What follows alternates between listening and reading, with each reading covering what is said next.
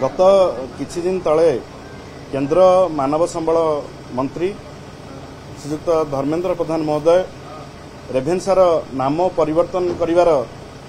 यथार्थता एवं यहाकू नेकी तर्जमा करिवा पई जो वक्तव्य रखिथिले आज यह अगणित रेभेन्सार पुरातन छात्र छात्री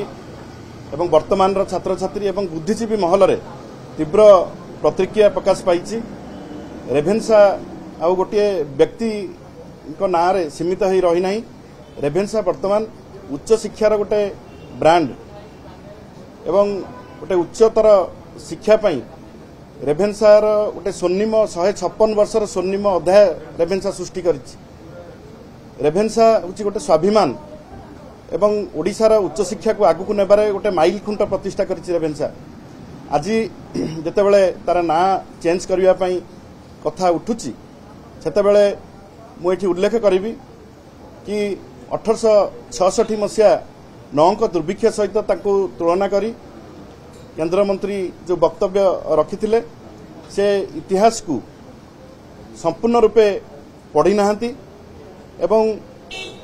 1866 मसियार संपूर्ण दोष तांको ऊपर लदी देई तांको नाम परिवर्तन को जो कहिचंती करिवा पई रेभेन्सार तेणु मु आकु तीव्र भाव में विरोध करुच्ची। एवं 1866 मसिया पर से 10 वर्ष ओडिशा रे रहिथिले एवं थॉमस एडवर्ड रेभेन्सा तांकर अनेक उच्च शिक्षा को आगु को नबा पई ओडिया भाषा को किभली भाव में प्रतिष्ठित करा जाई परिबो, ओडिया भाषा किभली भाव में आगु को जाई परिबो एवं विभिन्न नाल खोला ठू आरंभ करी रास्ता काम ठू आरंभ करी प्यारीमोहन एकाडेमी ठू आरंभ करी श्रीरामचंद्र मंज मेडिकल ठू आरंभ करी सबुथिरे से तांको डेवलपमेंट विकास रो हाथ तांकर थिला एवं सेथि पई फकीरमोहन सेनापति तांको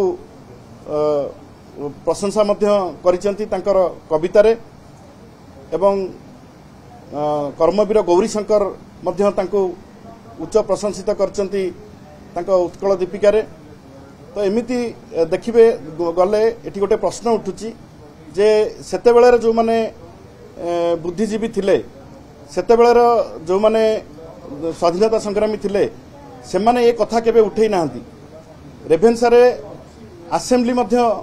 प्रथम स्वाधीन ओडिसा रे असेंबली रेभेन्सा काउंट असेंबली हॉल रे हेतिला एवं सेठी मध्य केही रेभेन्सा ना को परिवर्तन करिवा पई ए कथा उठेई नाहंती। किंतु आज आम पीढ़ी कौन पाई ये तर्जमा करिवो एवं तर्जमा करिवा केते दूर समीचीन से उपरे आज मु क्वेश्चन करिथिली एवं गला काली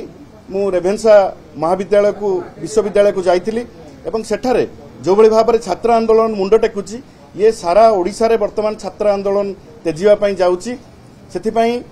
पुरातन छात्र छात्री माने वर्तमान छात्र छात्री माने एवं बुद्धिजीवी महलरू माननीय मुख्यमंत्री विवृत्ति दाबी करा जाउची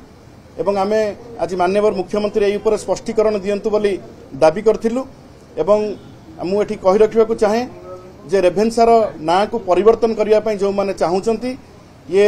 गोटे प्रसंग को गोटे अप्रसंग को प्रसंग करिया पई चाहुचंती। जेतेबेले रेभेन्सार अनेक असुविधा अछि जेतेबेले रेभेन्सार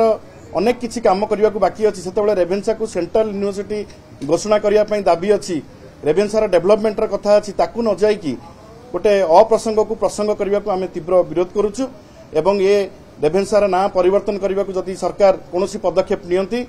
छात्र आंदोलन आहुरी तेजिब एवं तीव्र भाव में आम विरोध करूँ।